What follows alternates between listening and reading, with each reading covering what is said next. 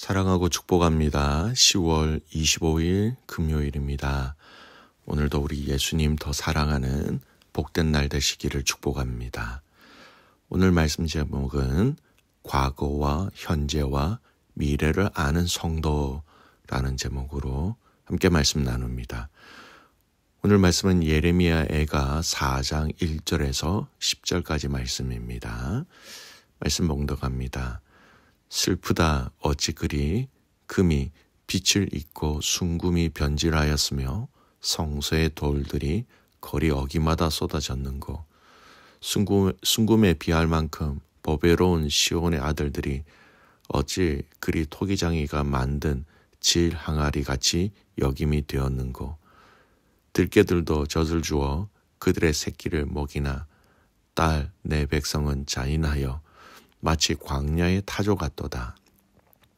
젖먹이가 목말라서 혀가 입천장에 붙으며 어린 아이들이 떡을 구하나 떼어줄 사람이 없도다. 맛있는 음식을 먹던 자들이 외롭게 거리거리에 있으며 이전에는 붉은 옷을 입고 자라난 자들이 이제는 거른 더미를 안았도다. 전에 소돔이 사람의 손을 대지 아니하였는데도 순식간에 무너지더니 이제는 딸 내 백성의 죄가 소돔의 죄악보다 무겁도다. 전에는 존귀한 자들의 몸이 눈보다 깨끗하고 젖보다 희며 산호들보다 붉어 그들의 윤택함이 갈아서 빛낸 청옥 같더라. 이제는 그들의 얼굴이 숯보다 검고 그들의 가죽이 뼈들에 붙어 막대기같이 말랐으니 어느 거리에서든지 알아볼 사람이 없도다. 칼에 죽은 자들이 줄여 죽은 자들보다 나음은 토지 소산이 끊어지므로 그들은 찔림받은 자들처럼 점점 쇠약하여 가미로다. 딸 내 백성이 멸망할 때에 자비로운 부녀들이 자기들의 손으로 자기들의 자녀들을 삶아 먹었도다. 아멘. 오늘 말씀 제목 과거와 현재와 미래를 아는 성도라는 제목으로 말씀 나눕니다. 오늘 말씀 본문은 예레미야 애가 4장 말씀입니다. 4장의 첫 번째 이 단락인 오늘 본문인 1절에서 10절까지 말씀은 예루살렘의 과거와 지금 현재를 비교하는 가운데 파괴와 기근으로 인한 현재의 비극적 현실을 이 예레미야 선지자는 얘기하고 있습니다. 단순히 지금 현재 예레미야는 무너진 예루살렘의 현재를 바라보면서 과거를 같이 회상하고 있다라는 겁니다. 과거에 화려했던 예루살렘, 그리고 하나님의 보호하심 가운데 있었던 보살핌이 있었던 그 시절. 하지만 지금 현실은 과거와 비교할 때 너무나도 참담하고 비참하고 그 참담과 비참을 애통한 마음으로 표현하고 있습니다. 이 과거와 현재를 비교하면서 슬퍼하고 있는 이 예레미야 고백을 좀 중심으로 해서 살펴보겠습니다. 1, 2절 말씀 읽겠습니다. 1, 2절 슬프다 어찌 그리 금이 빛을 잃고 순금이 변질하였으며 성소의 돌들이 거리 어기마다 쏟아졌는고 순금에 비할 만큼 보배로운 시온의 아들들이 어찌 그리 토기장이가 만든 질 항아리같이 여김이 되었는고. 여러분 1절 이 상반절에 예레미야는 금 또는 이 순금을 비유로 사용하면서 이스라엘 유다의 선민의 과거의 영광을 얘기하고 있습니다. 여기서 금으로 번역된 자하브는요, 금을 얘기하고 순금을 얘기하고 있는 케뎀이라는 것은요, 순금의 순도가 정말 높은 정금을 가리킬 때 사용되어지는 단어였습니다. 예레미야가 여기에 여러 가지 수식어를 붙여서 좋다라는 의미, 토브라는 정가사를 붙여서 하토브, 그래서 최상의 순금이라는 의미를 여기 이 단어 안에 들어가 있다라는 겁니다. 여기서 말하는 이 금 또는 귀금성은 여러 가지 상징적인 의미로 사용되었는데 세 가지 견해가 있습니다. 첫 번째, 유다 백성을 가리킨다라는 견해. 두 번째, 유다의 종교 지도자들을 가리킨다라는 견해. 세 번째, 성전과 그 장식품을 가리킨다라는 견해가 있습니다만, 특별히 1절 후반절에 성소의 돌들이라는 표현이 나오면서 성전과 성전의 장식품을 가리키는 것으로 오해할 수 있지만, 오늘 이 내용을 이 4장의 전체 문맥을 살펴보면 그거는 제대로 본문을 이해하지 못한 것입니다. 이 1절에서 10절 안에서의 내용으로 중심으로 살펴보면 2절에 순금에 비할 만큼 보배로운 시온의 아들들이라는 표현이 뒤따라 나오는 것을 볼 때에 참담한 고통을 겪는 예루살렘의 유다 백성들을 순금 또는 금으로 언급하고 있다라는 겁니다. 그래서 순금, 예루살렘 주민들을 언급한다라는 것으로 보시면 됩니다. 뿐만 아니라 후반절에 성소의 돌들이라는 표현 역시 예루살렘 성전의 돌들을 직접적으로 언급하는 것이 아니라 금이나 순금의 표현들과 마찬가지로 상징적인 의미로서 이스라엘 백성들을 의미하고 있다라고 보시면 됩니다. 즉 정리해보면 하나님의 심판이 있기 전에는 이스라엘 백성들은 아주 좋은 순금이었다면, 금이었다면 지금 이 순금은 빛을 잃고 변질되어 돌들과 같이 아무 관심거리가 없는 존재가 되어버렸다라는 겁니다. 여러분, 길거리에 굴러다니는 돌들을 누가 소중하게 여기겠습니까? 쳐다보지도 않는다라는 겁니다. 하찮게 여긴다라는 겁니다. 별 의미 없는 존재가 되었다는 것이지요. 그 이야기를 표현하고 있다라는 겁니다. 여러분, 금은 본질적으로 변하지 않는 물질이므로 상반절에 표현한 예루살렘 함락 당시 그 성 전체가 불에 거슬려 빛이 변색된 것을 사실적으로 표현한 의미입니다. 이러한 표현은 11절의 진술과 매우 밀접한 연관성을 지니고 있지요. 여호와께서 그의 맹렬한 진노를 쏟아 시온에 불러질러 그 터를 사르셨는데 바로 그러한 진노의 불길 속에서 금과 순금과 같은 그들의 찬란했던 영광은 그 빛을 잊고 변색되어 버렸다라는 겁니다. 즉 유다의 백성들은 여호와의 진노의 심판으로 인하여 금과 순금처럼 빛났던 과거의 풍요롭고 영광스러운 삶의 모습에서 이제는 비천하고 초라하고 수치스러운 삶의 모습을 갖게 되었다라는 겁니다. 여러분, 지금 비참한 현실을 보면서 예레미야는 과거의 영광을 함께 그리워하고 있다라는 겁니다. 2절 말씀 보십시오. 순금에 비할 만큼 보배로운 시온의 아들들이 어찌 그리 토기장이가 만든 질 항아리 같이 여김이 되었는고.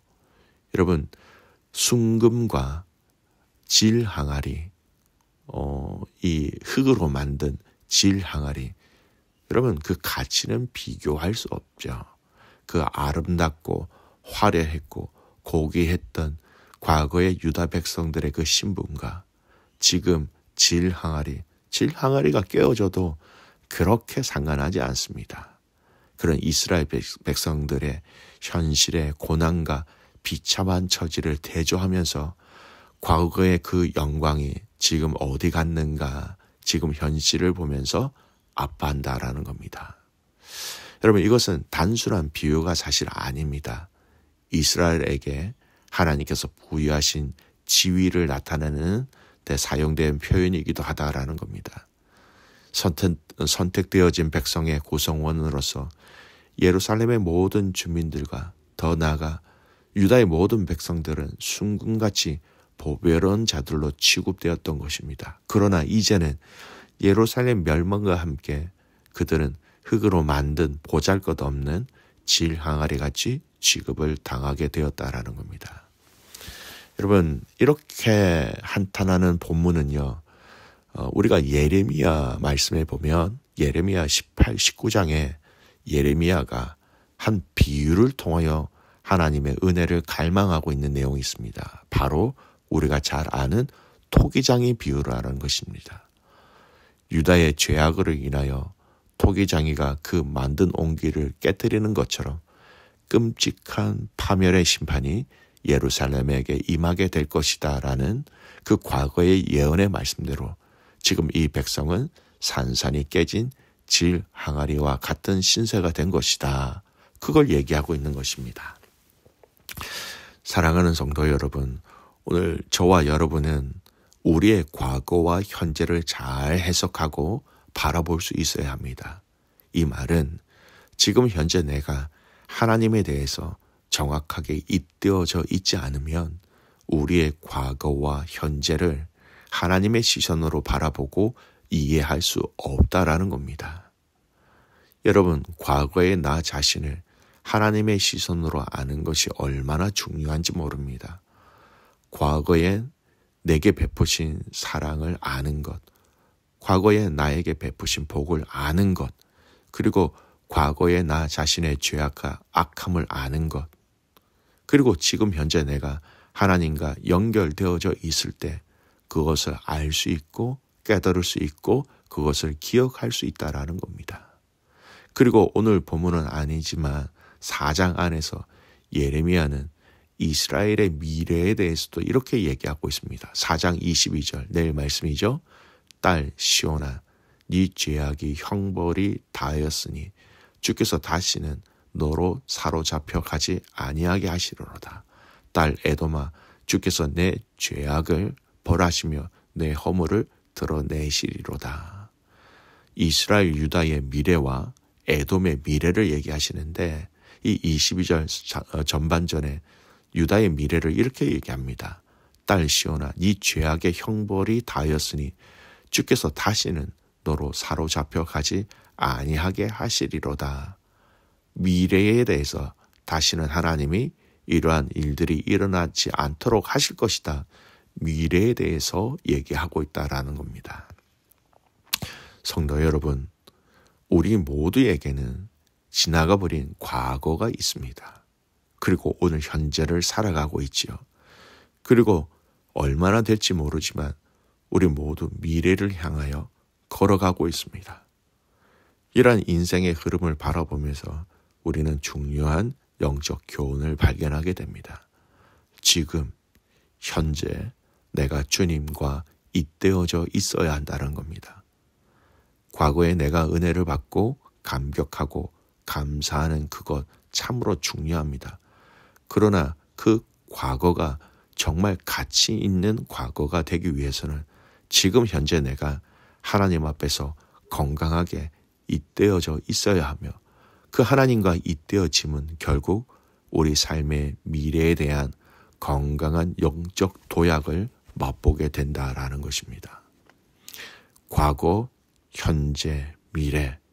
여러분, 우리 인생을 우리 안에 계시는 성령님을 통하여 말씀을 통하여 과거를 알고 과거를 진단하며 과거의 은혜를 알 수 있는 것이고 현재 내가 잇대어진 그 주님을 통하여서 우리의 미래를 기대할 수 있고 소망을 가질 수 있고 장차 임재하실 하나님에 대한 그 시선의 포커스를 우리가 가질 수 있다라는 것입니다.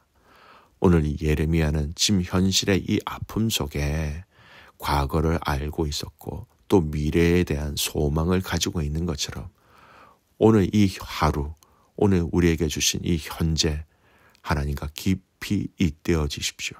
그래서 과거를 잘 회상하고 과거를 잘 해석하며 장차 미래에도 하나님께서 내 인생 가운데 우리 인생 가운데 가족들 가운데 자녀들 가운데 교회 가운데 어떻게 임하시고 어떻게 일하실 것인지 그 미래를 기대할 수 있게 된다라는 것입니다.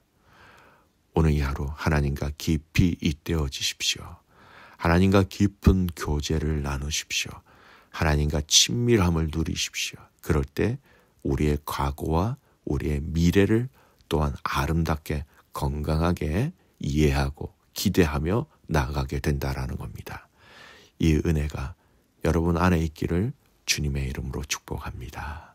아멘. 기도합니다. 하나님 아버지, 감사와 찬송과 영광을 올려드립니다. 예레미야가 과거의 그 영광을 기억하며 현재의 비참함을 노래하고 있습니다.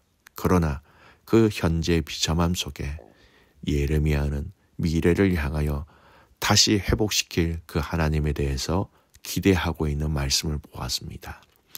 하나님 아버지, 지금 현재 하나님과 잇대어진 삶이 되게 하시고 그 잇대어진 그 관계 속에 하나님 나라의 미래를 보게 하시고 과거에 베푸신 은혜를 기억하게 하시고 우리의 죄악을 알게 하시고 그 모든 시간과 환경 가운데 우리와 동일하게 임재하시는 또 동행하시는 하나님을 경험하며 신뢰하는 오늘 이 하루가 되게 하여 주시옵소서.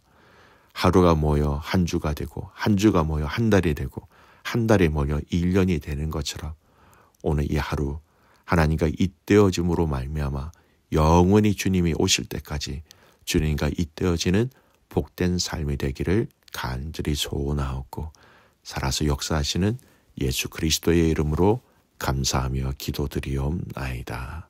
아멘.